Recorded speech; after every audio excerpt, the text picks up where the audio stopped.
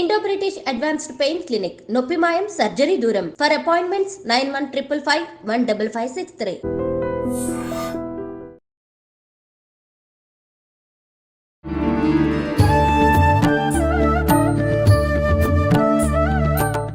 నమస్కారం, welcome to I dream. ధర్మ మార్గం విత్ విజిత కార్యక్రమానికి స్వాగతం. అయితే ప్రస్తుతం మనతో పాటు ఉన్నారు శ్రీ శ్రీ శ్రీ గురు కరుణామయ్య గారు. వారు ఎన్నో సంవత్సరాల నుంచి ఎంతో మందికి శ్రీ విద్య ఉపాసన గురించి కానీ, శిక్షణ గురించి కానీ చాలా మందికి సలహాల రూపంలో, వారి మంచి మాటల రూపంలో మంచి మంచి విషయాలు తెలియజేస్తూనే ఉన్నారు. వారితో మాట్లాడి ఇప్పుడు మనం కూడా మరిన్ని విషయాలు తెలుసుకుందాం. మనకున్న సందేహాలన్నింటినీ కూడా నివృత్తి చేసుకునే ప్రయత్నం చేద్దాం. నమస్కారం గురువు గారు. ఎలా ఉన్నారు? బాగున్నాను. మీరు ఎలా ఉన్నారు? అమ్మ దయ వల్ల బ్రహ్మాండంగా ఉన్నారు. అవును, మీరు ఎప్పుడు చక్కగానే ఉంటారు నవ్వుతూ. గురుగారు, క్వశ్చన్ ఏంటంటే, మనం ఇంతకుముందు కూడా చాలాసార్లు మాట్లాడుకున్నాం, కానీ చాలా మంది చాలా రకాలుగా ప్రస్తుతం చెప్తున్నారు. మళ్ళీ ఒకసారి ఇంకా డీటెయిల్గా తెలుసుకోవాలనిపించింది. బ్రహ్మ ముహూర్తం. అయితే బ్రహ్మ ముహూర్తంకి చాలా విశిష్టత ఉంది అని చెప్పి, ఏంటి ఆ విశిష్టత? మళ్ళీ ఆ సమయంలో మనం చేయాల్సిన పనులు కొన్ని ఉన్నాయి, చేయకూడని పనులు కొన్ని ఉన్నాయి అని చెప్పి అంటుంటారు. అసలు ఏంటి ఆ పనులు? బ్రహ్మ ముహూర్తం అనేది సూర్యోదయానికి ముందర. ఆ లెక్కలేవో కొంతమంది అరగంట అంటారు, కొంతమంది 30 అంటారు, 3:30 గంటలు అంటారు.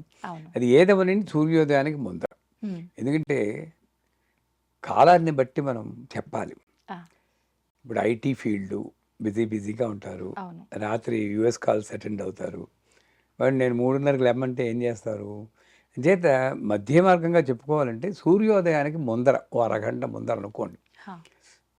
ఆ టైంలో బ్రహ్మ ముహూర్తం అంటారు. బ్రహ్మకే, సృష్టికర్త బ్రహ్మకే ఆయన ఒక మంచి ముహూర్తంలా తీసుకున్న అంటే ఎంత శక్తివంతంగా ఉంటుంది. బ్రహ్మ ఏం చేస్తాడు? సృష్టి చేస్తాడు. అంటే మనలో సృజనాత్మక శక్తి ఎక్కువ రావడానికి. మన లైఫ్ చూడండి, పొద్దున్న లేవగానే కడిగిన మొహాన్నే కడగడం, తాగిన కాఫీ తాగడం, కట్టిన చీర కట్టడం, అదే స్టూడియోకి రావడం, అదే వీడియోస్, ఇంకోటి రొటీన్ అయిపోయింది. ఒక సృజనాత్మక శక్తి అన్నది, ఇది నేను కొత్తగా ఇవాళ చేశాను తృప్తిపడి అనేది వెనక్కి తిరిగి చూసుకుంటే ఎప్పుడో కానీ కథలు మనకి కొన్ని సందర్భాల్లో ఏదో వింత జరిగినట్టు. ఇందులో వెనక్కి తిరిగి చూసుకుంటే మన జీవితాలను, మీకు పెళ్ళయిందో లేదో తెలియదాకా, పెళ్ళైతే మీ జీవితంలో భర్త, పిల్లలు, స్టూడియో, ఐ డ్రీమ్స్ ఇవే ఉంటాయి తప్పితే, విజిత అన్నమ్మాయి మీ దీని బొమ్మరిల్లో సిద్ధార్థ్ చెప్తాడు, నేను వెనక్కి తిరిగి చూస్తుంటే నువ్వే ఉన్నావు నా అన్న అంటాడు. అంతే, మనందరం సిద్ధార్థులమే. అవును. ఇది వెనక్కి తిరిగి చూస్తే నేను ఉండను, నా పిల్లలు, నా భర్త, నా భార్య, నా వర్క్ అని. అదే సృజనాత్మక శక్తి మాట అటుంటే అసలు నేనే లేను. అలాంటి వాడికి ఒక సృజనాత్మక శక్తిని కలిగించడానికి అనువైనటువంటి సమయం. ఎందుకన్నారు? యోగపరంగా చూస్తే సూర్యుడి యొక్క కిరణాలు, తెల్ల కిరణాలు భూమిని తాగినప్పుడు మాయాశక్తి వస్తుందని అంటారు. ఎర్ర కిరణాల వరకు పర్వాలేదు, అంటే ఎరుపెక్కిన అరుణోదయం అంటారు చూడండి, అప్పుడు పర్వాలేదు. తెల్లబడింది అనుకోండి మాయ వస్తుంది. మీరు గమనిస్తే సూర్యోదయానికి ముందరే ఒక అరగంట ముందు లేవండి, మీకు ఏమీ తోచదు, అబ్బా అలా ఉందాం అనుకోండి, లేదా బయటికి వెళ్ళి అలా అనిపిస్తుంది. అదే సూర్యుడు తెల్లబడిన, అమ్మో పని మనిషి ఇంకా రాలేదు, లేట్ అయిపోయింది. ఎందుకు వస్తుంది అది? అవును, తెల్లబడేటప్పటికీ మనకి మాయ, అంటే ప్రాపంచికంలో పడిపోతాం. మాయ అంటే ఏమండి? ప్రాపంచికంలో పడతాం, ఇంకా వేరేదేది తోచదు. అంచేత నేను అసలు చెయ్యాల్సిన పని ఏదో ఒకటి ఉంది, నేనైనా మీరైనా భూమి మీదకి వచ్చాక, ఇది కాదు, అది నాకు గుర్తు చేసే సమయమే బ్రహ్మముహూర్తం. నేనెవరిని, నేను ఎందుకోసం వచ్చాను, నేను కొత్తగా ఈ ప్రపంచానికి ఏం తేగలను. ఓషో అని ఒక ఆయన ఉన్నారు, పేరు విన్నారా? పూణే, ఆయనకి చెడ్డ పేరు ఉందనుకోండి, బట్ గొప్ప ఫిలాసఫర్. ఆయన పుస్తకాల్లో Osho visited this planet between this and this year అంటుంది. పుట్టాడు చచ్చిపోయారని ఉండదు. సో మనం విజిటర్స్ అనమాట. నేను 1953లో వచ్చాం ప్లానెట్కి. వెళ్ళిపోయేది ఇంకా టికెట్ రాస్తాడు కానీ మనకు కనబడదు అయ్యారు, అంతే. అదృష్టవశాత్తు కనబడింది, చచ్చిపోతుంది ఇప్పుడు నుండి. సో ఈ టైంలో నేనేం చెయ్యాలి అని నాకు తోచాలంటే బ్రహ్మముహూర్తమే. ఆ బ్రహ్మముహూర్తంలో మొట్టమొదట మా శ్రీవిద్యలో చెప్పాలంటే, మంచం మీదే కూర్చుని ఉత్తరం కేసి తిరిగి జపం చేయమంటాం. నేను మంచం ఇది మీదే. మా మాడ్యూల్ 1 బేసిక్ క్లాస్లో చెప్పినప్పుడు చాలామంది హ్మ్. అదేంటి పళ్ళు కూడా దూకోలేదు, అదే కదా. జపం ఏమిటి అంటారు. ఆ. సో వాళ్ళందరికీ ఒక ఎగ్జాంపుల్ ఇస్తాను. ఇప్పుడు విజిత గారు, హ్మ్. మీరు మహాభక్తురాలు, ఆ. పడుకుని ఉంటారు, మహాలక్ష్మి వస్తుంది, ఆ. అమ్మ విజిత లేమ్మా, నేనే మహాలక్ష్మిని, నేను అనుగ్రహించడానికి వచ్చారంటే మీరు వెంటనే కాళ్ళు పట్టుకుని లక్ష్మీ క్షీర సంరాధనయాం అంటారా? ఎక్స్క్యూజ్ మేడం, నేను బ్రష్ చేసుకుని వస్తారంటారు? చెప్పండి. లేదు, వెంటనే మనం మరి అమ్మవారిని అయ్యో బ్రష్ చేయకుండా ఎలా శ్లోకాలు చెప్తున్నారు? సాక్షాత్తు అమ్మవారే వచ్చిన తర్వాత మరి ఇవన్నీ అదే ఎక్కడ ఉంటాయి గురుగారు? అచేత ఏంటంటే హ్మ్. నేను మంచం మీద నుండి కిందకి దిగారంటే ఈ కాలు పెట్టగానే ఆ. నేను ఎవరినైతే భూదేవిని అంటున్నానో ఆ భూదేవిని తంతున్నాను. అవును. అందుకే ఒక శ్లోకం చెప్పుకుంటాం. హ్మ్. భూమోస్కలిత పాదానాం ముమిరే అవలంబనం త్వయి జాతాపరాధానం, అమ్మ తెలిసే తంతున్నానమ్మా. ఆ. ఏం చేయను, కిందకి తప్పదు. దిగకపోతే నా సంసారానికి నేను చేయలేను. అవును. త్వయి జాతాపరాధానం త్వమే తస్మాత్ కారుణ్య భావేన రక్ష రక్ష మహేశ్వరి అని లెంపలేసుకుని దిగుతాం. ఆ. అంచేత సిన్లెస్ స్టేట్, పాపరహిత స్థితి ఏమైనా ఉందంటే అది మంచం మీద. ఆ. ఆ మంచం మీద జపం చేసుకుంటే అవుతుంది. హ్మ్. మననాత్ త్రాయితీతి మంత్ర. గురువు ద్వారా ఏదైనా మంత్రాలు వచ్చి ఉంటే హ్మ్. ఆ మంత్రాలన్నీ మనం అసలు బ్రహ్మ ముహూర్తంలో నిశ్శబ్ద ధ్యానం వల్ల చాలా మంచిది. హ్మ్. గోల గోల లేస్తే గోలే కదమ్మా, అవును. అవును. బయట గోల లోపల గోల. అంతే. నిశ్శబ్ద ధ్యానం అంటే హ్మ్. కళ్ళు తెరుచుకుని ఇలా ఉండాలి. ఆ.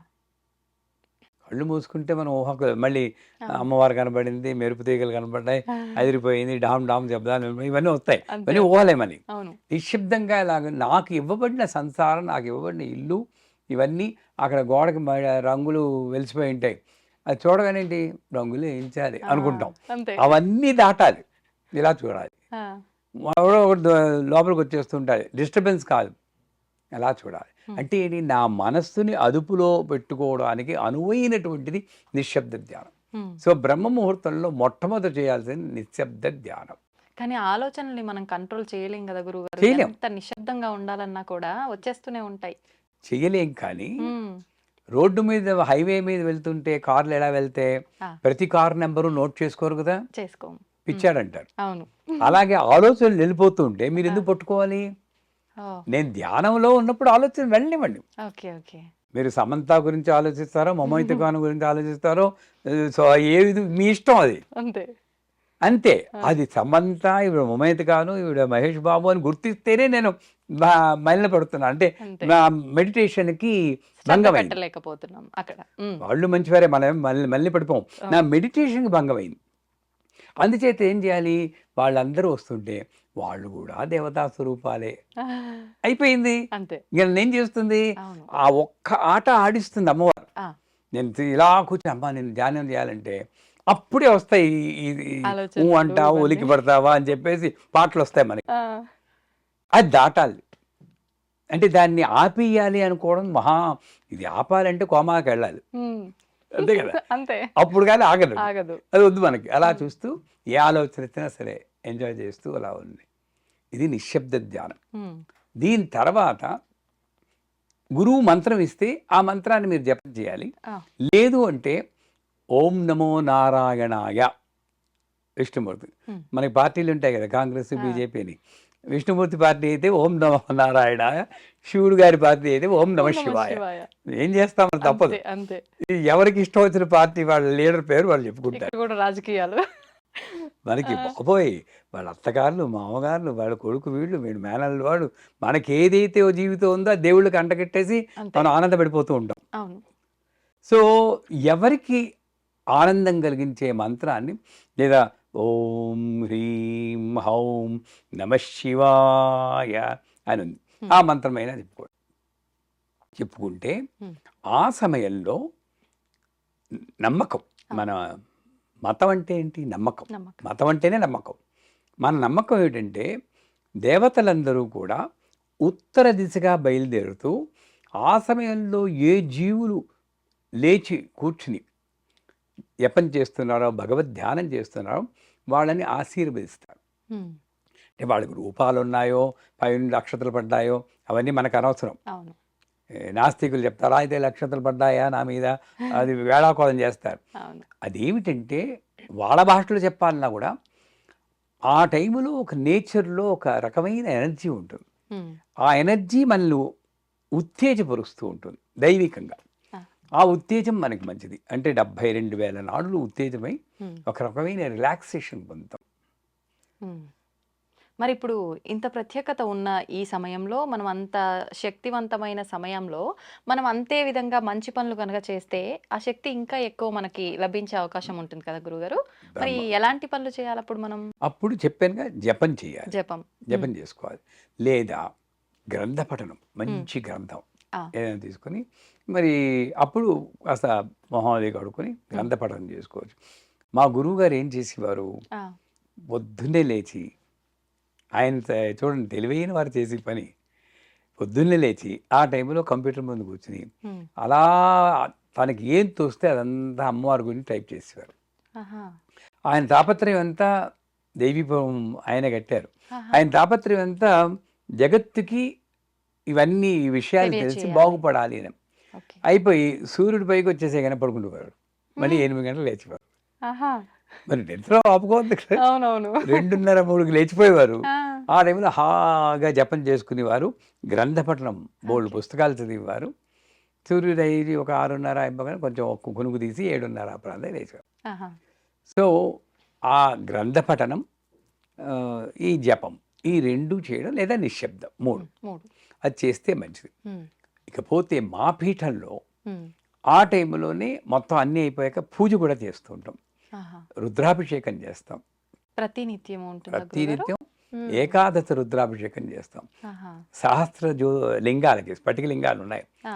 ఆ సహస్ర లింగాలకి ఏకాదశ రుద్రాభిషేకం ప్రతిరోజు ఆ బ్రహ్మ ముహూర్తంలో హ్మ్. చేస్తాం.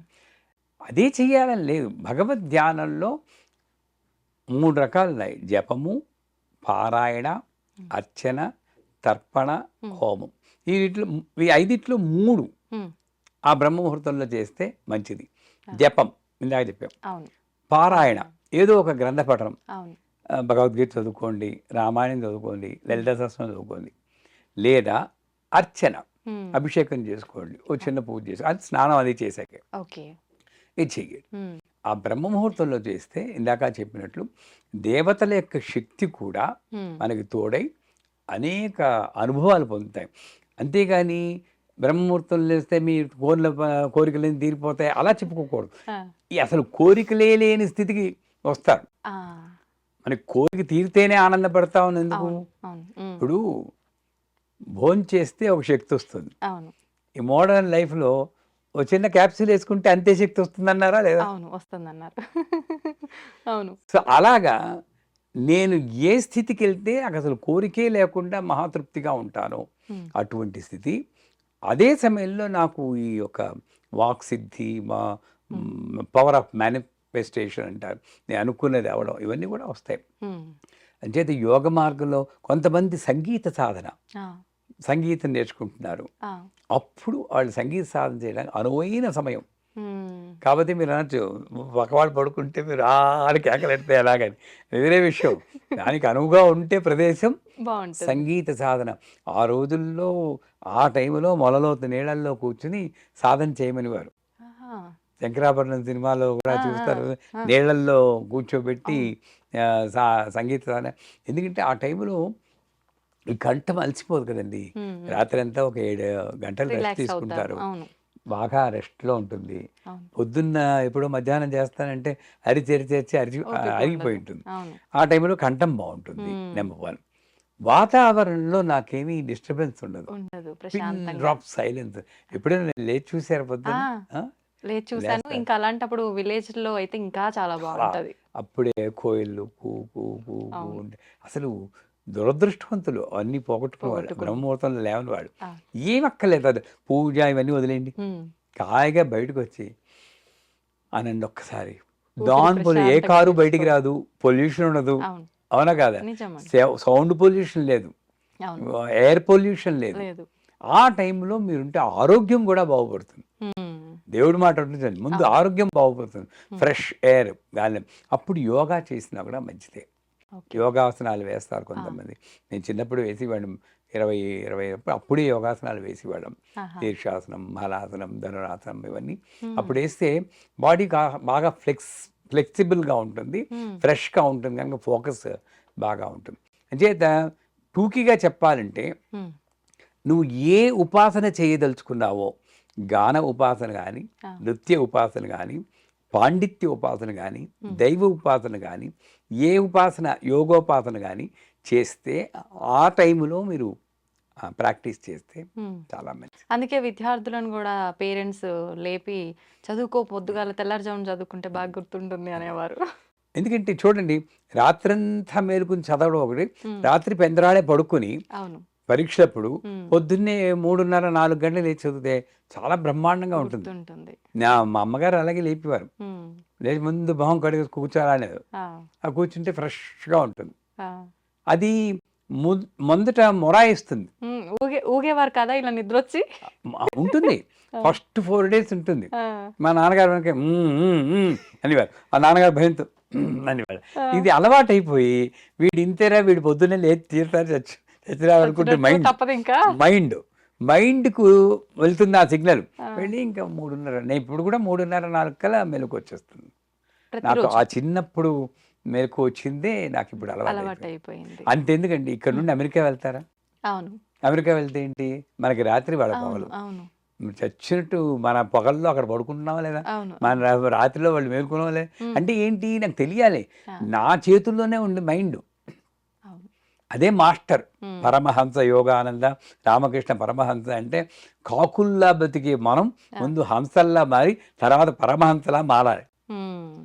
మైండ్ చెప్పినట్టే వెండం కాదు, బానిసలు. ఇది చూడండి, ఒకసారి చెప్పినట్టున్నాను మీకు, ఈ హైదరాబాద్, బెంగళూరు నగరాల్లో వాకింగ్కి తీసుకెళ్ళాలి కుక్క పిల్లలు. ముందు దర్జాగా వస్తాడు, అని వెనకాతల కుక్క ఉంటుంది, ఇలా పట్టుకుని వస్తాడు. కొంచెంసేపు కుక్క ముందు ఉంటుంది, వీడు వెనకాతలు వెళ్తాడు.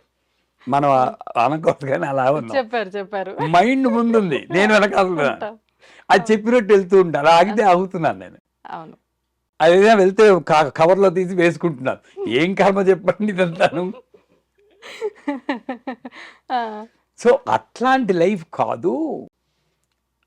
బ్రహ్మముహూర్తంలో లేస్తే ఆ మైండ్ మన కంట్రోల్లో ఉండి నేను ఒక మాస్టర్ అవుతాను. నేను చెప్పినట్టు వినాల్సిందే ఇంద్రియాలు. నేను అన్నం పెడితే తినాలి, ఏళ్ళకి పెడితే ఏ వేళకి పెడితే ఆ వేళ తినాలి. ముందు పరాయిస్తుంది. న్యూజిలాండ్లో ఉన్నప్పుడు 10 రోజులు నేను ఉపవాసం ఉన్నాను, అంటే దసరాల్లో ఉండి రోజుకి ఒక, అంతా వెరీ పని లేండి, అదొకటి తర్వాత చెప్తాను. ఓ గ్లాసులు పాలు తాగేవాడు రోజు, ఇంకేం తినలేదు అంతే. రాత్రి మొట్టమొదటి 3 రోజులు మాత్రం చాలా బాధ వేసింది. మా ముందే మా ఆవిడ, మా పిల్లలు ఆవకాయ అన్నం అది కలుగుంటే, ఎందుకు అనవసరంగా అందరికీ అనౌన్స్ చేసాను ఉపవాసం అని. సో అలా అలా అలా అలా తర్వాత నుండి ఒకటి గమనించాను, 4వ రోజు అసలు అనిపలేదు, అస్సలు ఇంకా దాని జోలికి వెళ్ళలేదు. మైండ్ వీడింతే నాకేం పెట్టడు, రాత్రి 10 గంటలు ఓ గ్లాసు పాలే అని సెటిల్ అయిపోయింది. అయిపోయి 10వ రోజు అయిపోయాక 11వ రోజు అన్నం పెడితే నేను తినలేదండి. ఇంత తింటే ఎక్కువ అలవాటైపోయింది. దాని తర్వాత నాకు వచ్చింది ఏంటంటే పుణ్యం, డయాబెటిక్, షుగర్ వచ్చింది. న్యూజిలాండ్లోనే షుగర్ వచ్చింది. అంటే మరీ అంత కటిక ఉపవాసం ఉండకూడదు. ఏదో కాస్త తీసుకుంటే పర్వాలేదు, కానీ మరీ అందులో అక్కడ దేశం కాని దేశం, అక్కడ వాతావరణం వేరు, అటువంటిది. అంచేత బ్రహ్మ ముహూర్తంలో నేను కానీ లేచి సాధన చేస్తే, ఇప్పుడు చెప్పిన సాధన, నా మైండ్ నా కంట్రోల్లో ఉంటుంది. నా మెయిన్ అక్కడే. అందుకే ఆకాశంలో చుక్కలు లెక్క పెట్టవచ్చు, తివిరి ఇసుమున తైలంబు తీయవచ్చు. అంటే ఇసకను పట్టుకుని ఇలా ఇలా పిండేసి నూనె వస్తుంది. సాధ్యమేనా గురుగారు? అదైనా సాధించవచ్చు. అంత కష్టం. నాస్తికుడైన రాజు ముందు దైవ స్తోత్రాలు చేసి వాడిని మెప్పించవచ్చు. ఇది అదుపులో ఉంచుకోవడం మాత్రం సాధ్యం కాదు. కరెక్ట్. అది అదుపులో ఉంచుకోవాలంటే బ్రహ్మముహూర్తంలో లేవాలి. మరి చేయకూడని పనులు ఏమైనా ఉన్నాయా? చేయకూడని పనులు ఏంటి? అప్పుడే ఇంకేమున్నాయండి? నాకు నా యొక్క ప్రాపంచికానికి కానీ ఆధ్యాత్మిక కానీ అడ్డొచ్చే పనులు, నా దృష్టిలో పాపం అంటే అదే. ఎవరు లిస్ట్ లేదు, చేయకూడదు పనులు. అప్పుడు వచ్చి నెట్ఫ్లిక్స్ తీసి నిన్ననే సినిమా వచ్చింది ఓటీటీలో అని ఆ సినిమాలు చూస్తూ ఉంటారు. అటువంటి చేయకూడదు. గట్టిగా మాట్లాడడం, ఆ రోజు లేచిపోతారు కొంతమంది. అవును, అవును. కానీ ఈ వంటింట్లోనూ అటు ఇటు తిరుగుతూ గట్టిగా కేకలేస్తారు. అదేమవుతుందంటే వాతావరణంలో ఒక నిశ్శబ్ద వాతావరణంలో ఒక యోగం ఉంటుంది. అది ఓంకారంతో సమానం అంటారు. ఆ, ఆ శబ్దం. అన్ని శబ్దాలు ఓంకారంలో లయమైతే, ఓంకారం నిశ్శబ్దంలో లయమైతే, నిశ్శబ్దానికి అవతల అమ్మవారు ఉందంటారు. హ్మ్. ఇది అసలు. ఈ సత్యం తెలుసుకుంటే అది తెలుసుకుని కేకలు, అరుపులు లేకుండా హ్మ్. ప్రాపంచికమైనటువంటి విషయాలు తక్కువ చేస్తే, ఆ, అంటే ఏమిటి, ఆమ్, మ్, కంప్యూటర్ మీద పని చేసుకోవడాలు అవును. అలాంటివన్నీ కాకుండా హ్మ్. అదేంటి భుక్తి, ఆ భుక్తులన్నీ పక్కన పెట్టాలి. ఆ, నాకు నేనుగా ఒక జీవిగా నేను ఉద్ధరింపబడడానికి ఏం చేయాలి, ఇందాక చెప్పాం కదా, అవును, అవును. అటువంటివి చేస్తే మంచిది. నెంబర్ 2, ఇందాక చెప్పినట్టు కేకలు అరవటం. పెట్టడాలు కానీ హ్మ్. గట్టిగా అరవడాలు లాంటివి చేయకూడదు. హ్మ్. నెంబర్ 3, హ్మ్. నేను లేచేసాను కదా అని కొంతమంది పక్క మీదే హ్మ్. అటు ఇటు దొల్లుతూ ఉంటారు. మీరు ఆ, గమనించారు లేదు? అవును, అవును. లేచిపోయాను లేస్తారు కానీ మంచం నుంచి దిగరు. దిగరు, హ్మ్. దొల్లుతూ ఉంటారు. అవును. ఇటువంటి బద్ధక పనులు, బద్ధకాన్ని ప్రేరేపించే ఎటువంటి పనులు హ్మ్. మనం చేయకుండా ఉంటే మ్, మంచిది. బాగుంటుంది. అంటే బ్రహ్మగారి యొక్క ముహూర్తంలో నేను ఆయనకి తగినట్లు నేను ఉండాలి. నా చర్యలు ఉండాలి. హ్మ్. సంతోషం గురుగారు, చాలా చక్కగా వివరించారు. ధన్యవాదాలు.